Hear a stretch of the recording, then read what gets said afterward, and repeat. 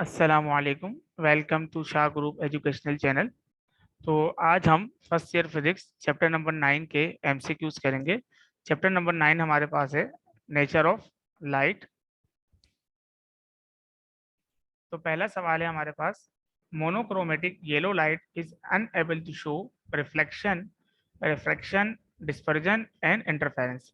तो देखिए हमारे पास चूंकि मोनोक्रोमेटिक येलो लाइट है तो सिंगल वेवलेंथ की जो लाइट होती है ना, वो कभी भी डिस्पर्जन शो नहीं करती है। तो इसका आंसर होगा dispersion. The number of lines ruled per centimetre on a diffraction grating is 4000। It's grating element is. तो ग्रेडिंग एलिमेंट का फॉर्मूला होता है, उसको हम डी से डिनोट करते हैं और उसका फॉर्मूला होता है D is equal to L upon N.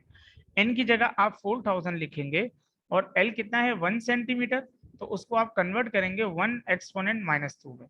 ठीक है, जब आप इसको कैलकुलेटर में पुट करेंगे तो आपके पास आंसर आएगा 2.5 exponent -6 metre. In thin film destructive interference is an odd multiple of half wavelength, only an even multiple of wavelength and integral multiple of wavelength। हमें ये बताना है कि थिन फिल्म के अंदर जो डिस्ट्रक्टिव इंटरफेरेंस होता है उसका पार्ट डिफरेंस किसके बराबर होता है?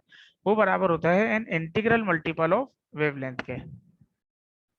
विच of the following is not an electromagnetic wave? Which of the following is not an electromagnetic wave?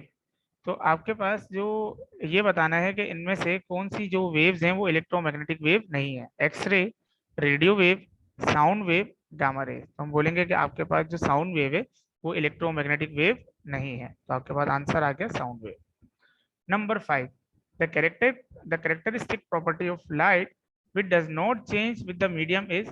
जब लाइट एक मीडियम से दूसरे मीडियम में ट्रेवल करती है तो कौन सी चीज उसकी चेंज नहीं होती? Frequency, wavelength, velocity, amplitude. तो हम बोलेंगे फ्रीक्वेंसी उसकी चेंज नहीं होती है। Newton's ring illustrate the phenomena of polarisation, diffraction, interference and dispersion. तो न्यूटन्स रिंग से हम कौन से फिनोमेना के ऊपर बात कर रहे होते हैं? तो हम बात कर रहे होते हैं interference. Polarization of light due to tourmaline crystal take place because of reflection, absorption, refraction and collision। तो आपके पास जो पोलराइजेशन होती है वो कब आती है, किस वजह से होती है? तो हम बोलेंगे वो एब्जॉर्प्शन की वजह से होती है।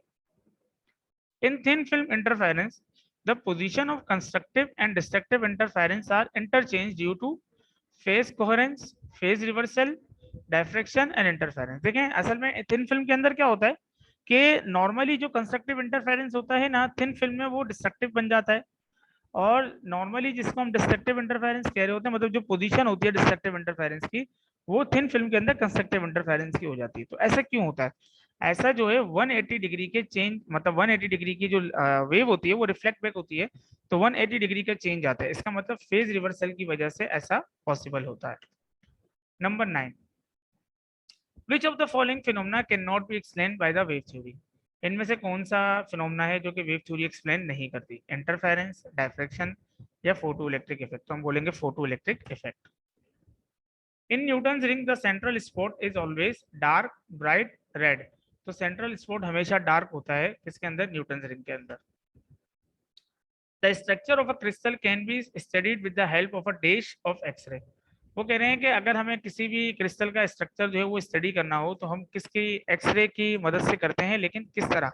Interference of X-ray, diffraction of X-ray या पोलराइजेशन ऑफ एक्सरे? तो हम बोलेंगे डायफ्रेक्शन ऑफ एक्सरे की वजह से। तो ये आपके पास चैप्टर नंबर 9 के कुछ एमसीक्यूज थे। ये आज हमने इसे कंप्लीट कर लिया। इंशाल्लाह नेक्स्ट वीडियो में फिर किसी और चैप्टर के साथ हाजिर होंगे। जब तक के लिए अल्लाह हाफ़िज़।